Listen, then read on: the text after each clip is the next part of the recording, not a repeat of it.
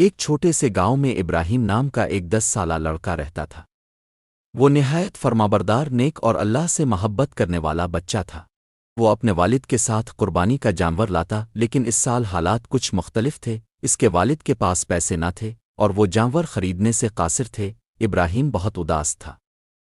اس نے اپنے والد سے کہا، ابو، اس بار ہم قربانی نہیں کریں گے، کیا اللہ اسے قبول کرے گا؟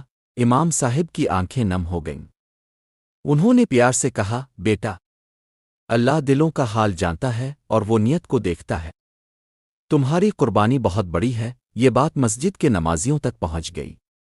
سب نے ابراہیم کے جذبے کی تعریف کی۔ اگلی صبح جب ابراہیم گھر کے باہر نکلا تو اس نے دیکھا کہ ایک خوبصورت سفید بکرا دروازے پر بندھا ہوا ہے۔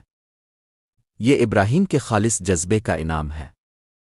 اللہ تمہاری نیت سے خوش ہوا۔